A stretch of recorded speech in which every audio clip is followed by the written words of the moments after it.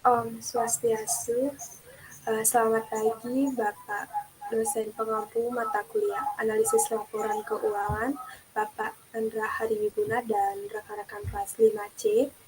Di sini kami dari kelompok 7 akan mempresentasikan materi terkait dengan pertemuan yang ketujuh yaitu modal kerja. Sebelum kami melanjutkan presentasi, izinkan kami untuk memperkenalkan diri. Adapun anggota kelompok kami yaitu yang pertama Nyoman Ari Krisnayadi dengan NIM 1917051017 dan yang kedua saya sendiri Niwayan Wulantari dengan NIM 1917051066.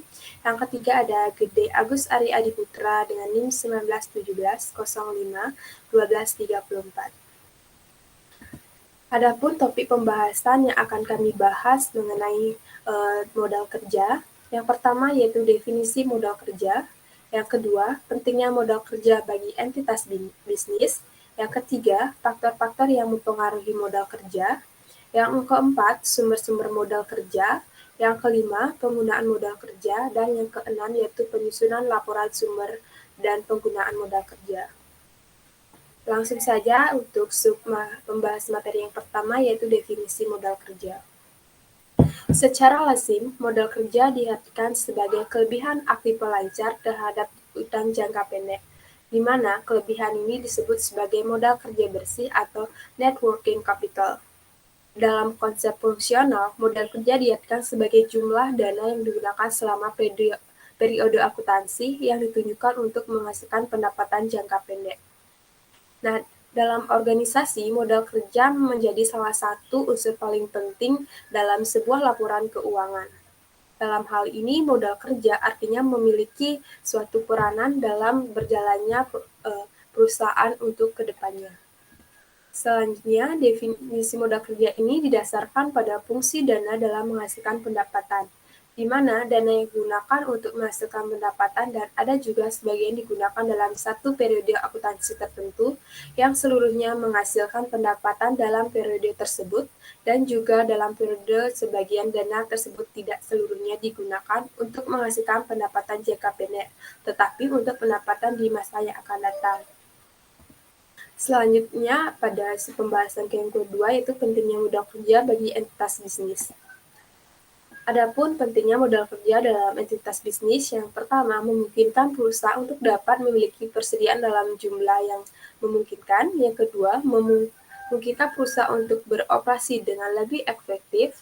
Yang ketiga, memungkinkan perusahaan untuk dapat memberikan syarat kredit yang menguntungkan untuk para pelanggan. Yang keempat, dapat mungkin perusahaan untuk mampu bertahan dalam periode resesi. Yang kelima, memungkinkan untuk perusahaan untuk dapat melunasi kewajiban jangka pendeknya dengan tepat waktu. Yang keenam, dapat melindungi perusahaan dari akibat berupa turunnya nilai aktiva lancar. Selanjutnya, memungkinkan perusahaan untuk dapat membeli barang dengan tunai sehingga adanya suatu kemungkinan untuk mendapatkan potongan harga. Dan yang terakhir, bisa menjamin perusahaan memiliki kredit standing dan juga dapat mengatasi peristiwa yang sebelumnya tidak diduga. Baik, demikian presentasi dari saya. Selanjutnya dilanjutkan oleh rekan saya. Baik, terima kasih atas waktu dan kesempatannya. Di sini saya akan melanjutkan presentasi dari rekan saya dengan membahas mengenai submateri yang ketiga, yaitu faktor-faktor yang mempengaruhi modal kerja.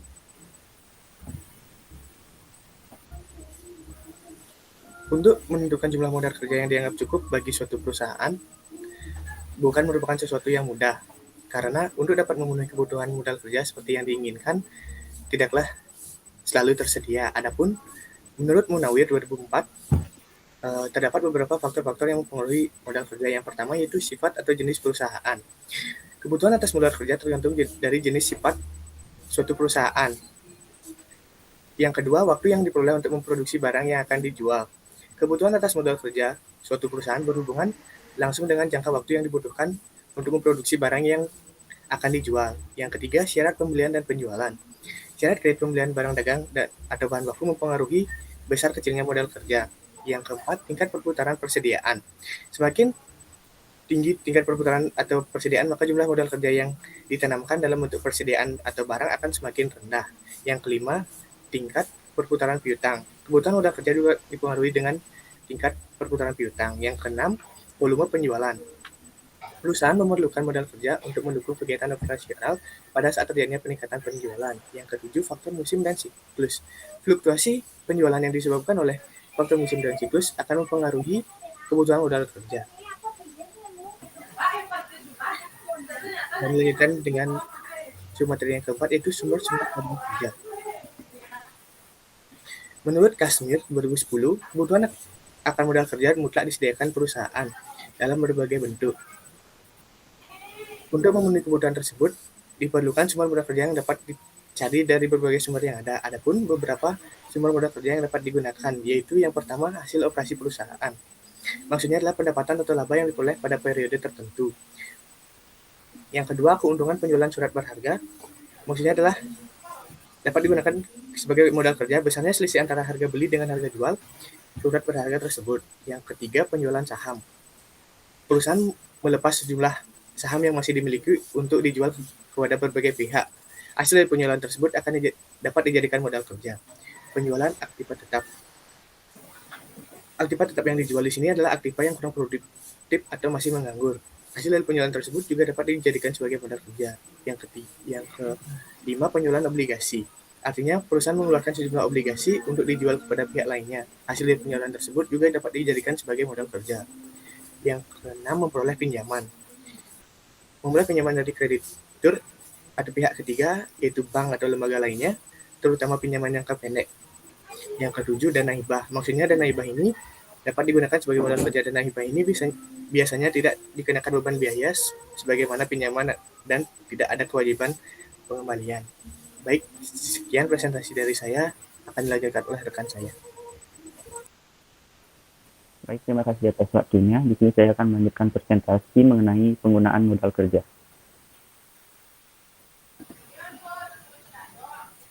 Nah, penggunaan modal kerja itu sendiri bisa dilakukan perusahaan untuk yang pertama, pengeluaran gaji, upah, dan biaya operasi perusahaan lainnya.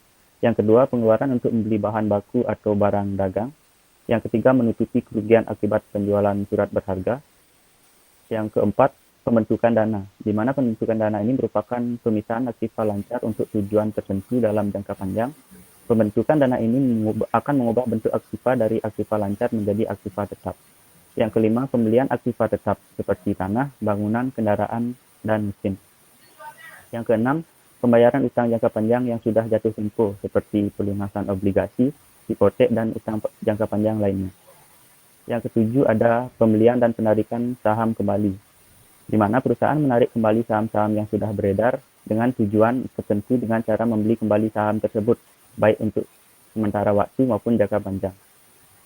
Yang kedelapan, pengambilan uang atau barang untuk kepentingan pribadi. Lanjut. Nah, menurut Kashmir, dalam prakteknya, modal kerja suatu perusahaan tidak akan berubah apabila terjadi hal-hal sebagai berikut. Yang pertama, pembelian barang dagang dan bahan lainnya secara tunai. Yang kedua, pembelian surat-surat berharga secara tunai. Dan yang ketiga, yaitu perubahan bentuk piutang, misalnya piutang dagang ke piutang wafer. Lanjut. Materi selanjutnya yaitu penyusunan laporan sumber dan penggunaan modal kerja. Nah, laporan sumber dan penggunaan modal kerja disusun berdasarkan data neraca yang diperbandingkan dan informasi yang berkenaan dengan perubahan semua rekening tidak lancar dan pos-pos modal sendiri. Lanjut. Nah, dapat diilustrasikan seperti data neraca pada PT Mutiara pada tahun 2019 dan 2020 ditunjukkan sebagai berikut dalam ribuan rupiah. Pada ilustrasi 1, laba usaha dicerminkan oleh adanya kenaikan laba yang ditahan sebesar 110 juta, yang dimana dana yang berasal dari laba usaha tersebut dari penjualan saham yang melebihi besaran dana yang digunakan untuk mengadakan bangunan, peralatan, serta pembayaran kembali utang obligasi. Kelebihan ini akan memperbaiki posisi modal dari perusahaan yang bersangkutan. Lanjut.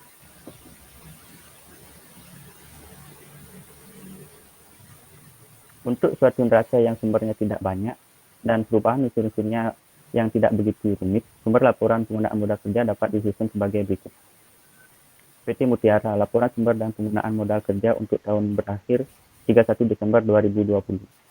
Nah, di mana di sini sumber modal kerja dari PT Mutiara yang pertama dari laba usaha penjualan saham yang totalnya yaitu 410 juta. Untuk penggunaan modal kerja sendiri itu ada pengadaan bangunan dan peralatan.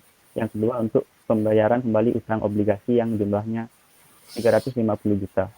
Serta kenaikan modal kerja menjadi 60 juta. Lanjut. Baik, sekian presentasi dari kelompok kami. Jika ada salah kata yang disengaja atau tidak dalam penyampaian materi, kami mohon maaf. Akhir kata kami ucapkan terima kasih. Om Santi Santi Santi Om.